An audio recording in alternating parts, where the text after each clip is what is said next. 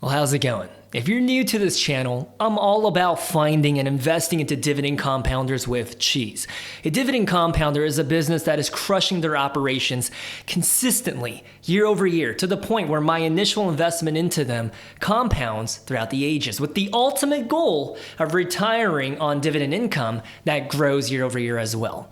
However, earlier this year, I went against my code of honor and I bought into AMD. Yes, AMD, a speculative growth stock, as some people might dismiss, but deep down inside, if you pop open the hood and you look at their engine, their financials and numbers are pretty darn decent. However, in order to make that investment, I did something that I regret, even till this day, 6 months after the fact. I sold out of Visa, a company and a business that I wholeheartedly believe in, and I was invested into them for the past 7.5 years, and I sold out of them in order to free up capital and to pivot that into AMD. And back in January, AMD, man, they were going on this sell-off, and at one point they were even $116 a share. However, I wasn't so lucky. My cost basis for AMD is $118 to $119 a share. I wasn't so lucky, but I think it's not a bad price to have bought into AMD. However, as we fast forward in this year, specifically in April, when the entire stock market was deep into the red, AMD at one point was like $80-some a share, and I didn't dollar cost average. Because at that time, I realized that I made a mistake by going against my traditional values of only investing into dividend compounders by investing into someone who doesn't pay a dividend at all. So I didn't dollar cost average, probably should have, but as you can see on your screen right now, when I was buying into AMD, the initial price target that I had in mind with an aggressive 50% growth rate of their free cash flow year over year, mind you, right now it's growing at a triple digit rate, but anyways, at 50%, I said, in a perfect world, AMD could hit $218 a share. Did they go in that direction at all? Absolutely not. After I bought in at $118, they just went lower and lower and lower, and it's been nothing but a disappointment, at least it has in 2025. And I said in a conservative forecast with a 44% growth rate of the free cash flow, then the price target for AMD is $173, as depicted by the 2 videos that I made about AMD. I'm buying into AMD when it reaches this price point, and then also my price prediction for AMD. But an external event that I didn't register and wasn't cognizant of was the presidential administration and transition going from the previous one to the current one, because the current one, man, it's really hard to do business as a semiconductor chip company, especially growing the top line, because you can't forecast a huge customer in China. So I wasn't pricing in the tariff implications. Little did I know that the tariff situation was going to rip apart the stock market.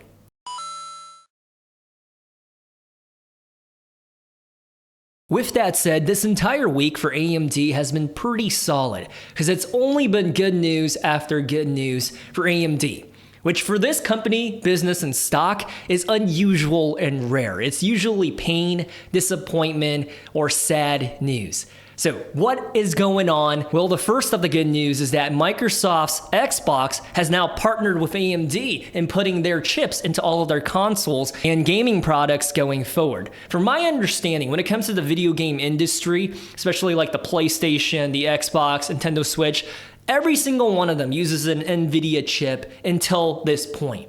Now AMD is gaining traction in a new territory, which I think analysts were pretty bullish about. However, as you can see by the second headline, AMD's CEO, Lisa Su, she's usually very pragmatic, conservative, and very careful with her words. She's not a showsman like Jensen Huang of NVIDIA. She's the complete opposite, grounded, soft-spoken, and not very bullish in her words. She's careful.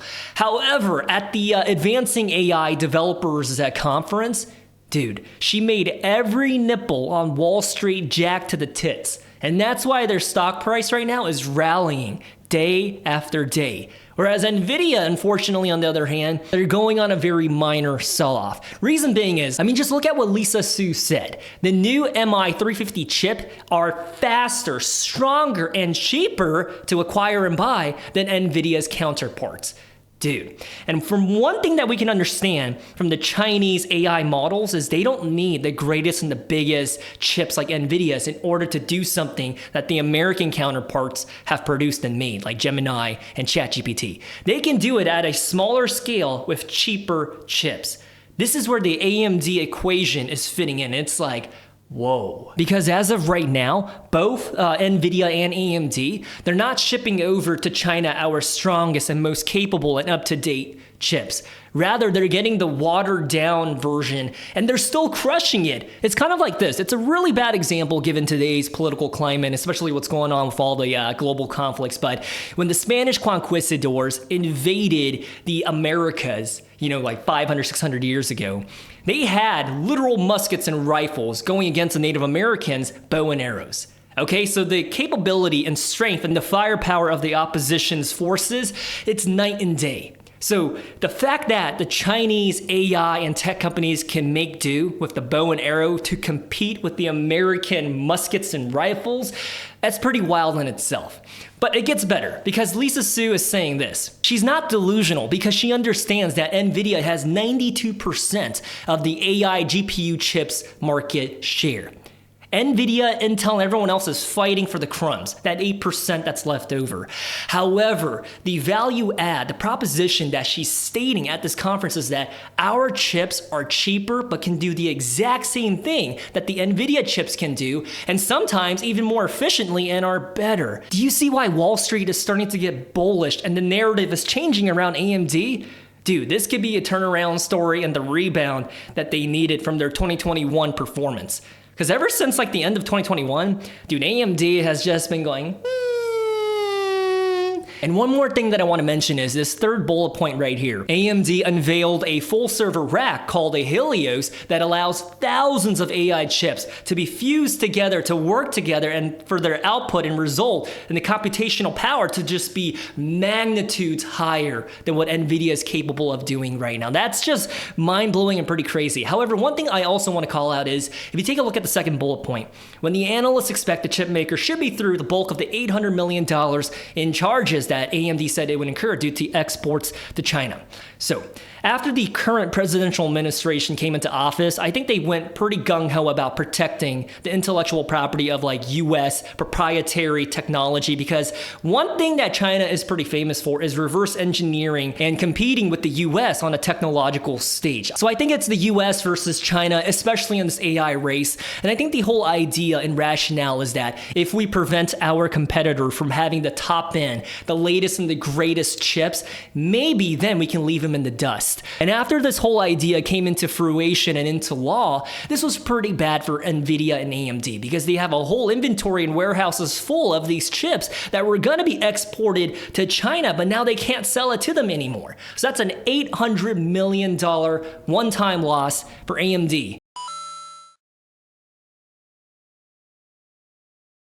Because one thing that we have to keep in mind, especially in regards to cyber tech and AI, is if you have a specific type of chip, and say it's like version 3, but you release version 4 and then eventually version 5, nobody is going to want to buy that version 3 chip. Does that make sense? Because the developers and the coders and everyone else that's working on the infrastructure of this AI domain, they are writing that code specifically to the latest edition of the chip that's capable of the bandwidth that's required of it. Version 3 might not be good enough. So nobody is going to want to buy all those chips they made in advance. So that's why, friends and family, 2025, this year has taught me that the external environment is super important when evaluating and assessing a potential investment, i.e. a stock, because it can make or break their bullish or bearish future. Like the current presidential administration can help them set sail and soar, or they can help them crash and burn. Like earlier today, apparently the lawmakers, they slashed and burned everything and anything related to the solar and EV industry. So all of those stocks are going on a massive sell-off right now. Prior to 2025, I genuinely listened to Warren Buffett when he said to ignore the market noise and whatever is going on in the outside and just invest into fundamentally high quality companies. I took that to heart as a student of Warren Buffett. However, even if a company is high quality, if the external environment is not favorable for them, they're not going to thrive. They're not going to succeed. They're just going to maintain the status quo and just survive.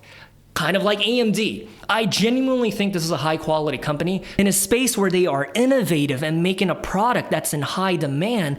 Unfortunately, the environment is not there to help them succeed. It's like making the executive decision to homeschool your child, but also not taking into account the social and emotional development of that child and only teaching them the academics, but not allowing them to understand how to thrive as a normal human and how to interact with other humans except mom and dad. If you want that homeschooled child to thrive and to succeed and to reach for the stars, they need to be well-rounded, right? But I get it. Some parents are super defensive and protective of their child, but in order to thrive, they need to understand how to develop relationships, how to communicate, and how to make friendships with people that are outside of your own household. And that's why with AMD, they're just in a very unfortunate reality, high quality, but a terrible external environment for them. Like, they're not allowed to export their highest in demand chips to a customer who's willing to pay the money. It's like, oh, give me a break, brother. But with all that said, I don't want to just talk out of my left nipple. Let's see why AMD is high quality. By the way, the thing that I'm wearing around my neck, this is a new fad that's going around here in Japan. You put this in the freezer, right? It's called a neck cooler. Only for 5 minutes. You take it out, you wrap it around your neck, and your entire body just cools down. One thing that I noticed is whenever I film these videos, dude, I get really hot. It's hot and humid in Japan, and when I film, because I'm pretty Italian when I film, right? The hands go flying. It's like I'm doing interpretive dancing or something, so I'm sweaty. However, I'm trying it today and I feel a lot cooler. Anyways, getting back to the video. So AMD, what makes them high quality? Their market cap right now is $200 billion to that of their revenue of $27 billion. I can tell you right now, their price to sales ratio is going to be absolutely bonkers because the expectation for this company is off the charts. Wall Street has very high expectations for them, okay? Case in point, if we look at their trading multiple, the PE ratio, it's a 31.4. I'm not looking at the current one. You got to look at the next year's EPS, especially in a growth company. So those are the baseline numbers. But when we take a look at their financials, it just gets really pretty. Their revenue right now is $27.7 billion, as we just established. If you take a look at it, 5 years ago in 2020, it used to be $9.7 billion. Are you freaking kidding me? So as of right now, their growth year over year, their revenue, this is the top line. This shows you that a company is inherently growing. If the revenue is not growing, the company is shrinking or is just, I guess the word that I'm looking for is surviving. So they need to be growing the gross sales, the top line. And if you take a look at it visually, it's just as pretty. Oh my gosh, let me scroll up here. It's just as pretty. So that's the top line. And if we scroll down to take a look at their EBITDA, their operations, is it a good business or not? Right now it's $5.8 billion. You want to look at it visually, Charlie? I got you. 2020, we're talking about 1.6 billion. And look at this. Obviously, 2021 to 2022, their most fantastic year. But since then, I mean, the ship has been a little rocky, but they're headed in the right trend if you look at the past 3 years. The next thing that I want to turn your eyes to is their net income. This is the bottom line. You take into account all of their overhead costs and all their expenses. What's their leftover profit? Well, it's $2.2 billion. And I think the trend for the past 3 years is what is beautiful to me. Obviously, it kind of fell off the cliff from 2021 to 2022. But if you look at it from 2023 onwards, I mean, this is just really magnificent, right? We're going from $800 million to what it is today of $2.2 billion. If they keep going in this trend, are you trying to tell me that this is not a high quality company when their financials are in order? Especially for the past 3 years. Okay, if we take into account the past 5 years, okay, a little rocky, but you tell me, in the past 900 days, are they going in the right direction, up and to the right, or are they rocky in the past 3 years? Right? The last thing that I want to call out is their free cash flow. This is a high growth company. Usually high growth companies are not positive in their free cash flow. However, in the case for AMD, once again, the past 3 years is remarkable. $2.7 billion for the past 12 months. That's what TTM means, trailing 12 months. $2.7 billion. Obviously, in 2021 and 2022, it was $3 billion and rocking steady, but they did need to spend a lot on their CapEx in order to play the game with NVIDIA. Otherwise, they were going to fall behind even further. The reason why they're able to catch up is because of those investments that they made 3-4 years ago. So their free cash flow, their top line, their bottom line, their EBITDA, phenomenal. So that takes me to this point. How much is AMD inherently worth? Let me share with you my math and calculation.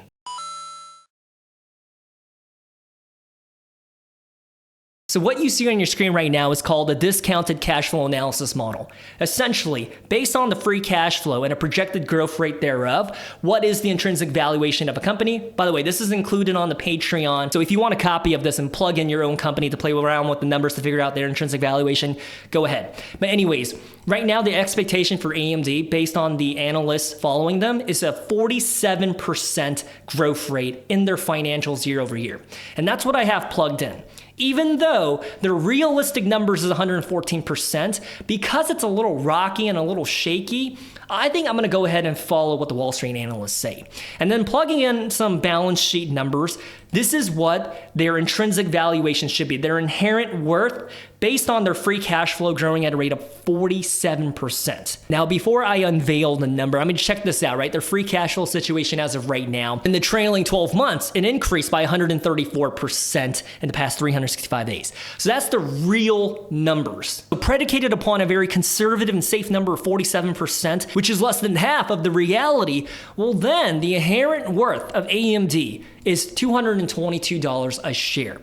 However, more realistically, I think this company is going to face some setbacks and some headwinds, especially given the political climate, not allowing them to export their greatest and latest chips to China, but also the tariff situation, right? So between you and me, I think a more fair number could possibly be 35% growth rate of their free cash flow, at which point then AMD is $137 a share.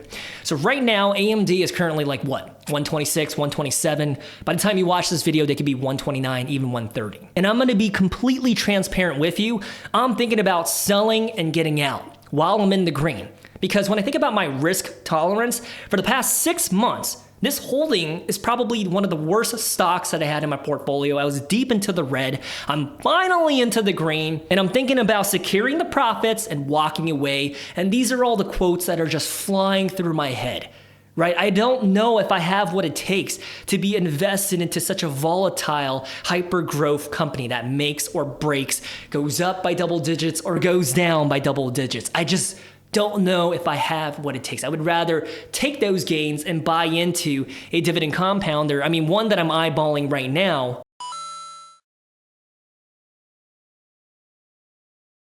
Procter & Gamble, I can give you another one. I'm also looking at Target. I'm also looking at Booz Allen Hamilton. I'm also thinking about Google. See, like those for me, I think they're more of a safe bet. I mean, in the stock market, there's no such thing as 100% safe. Everything has inherent risk baked into it. But with those 4 investments, I would feel more comfortable and have no trouble falling asleep at night rather than, say, waiting for AMD to shoot to the moon like people say it will.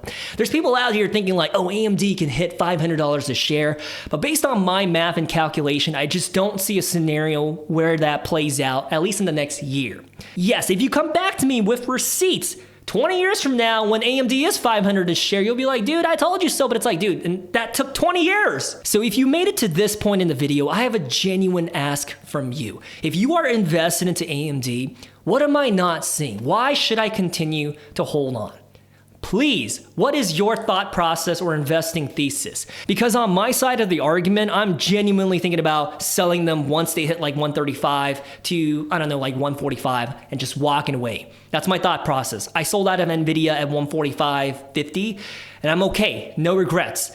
AMD, I'm still on the fence. I'm like, should I do it? Should I not? Help me out. Please. What is the bullish notion surrounding AMD and what do you think their price target is going to be?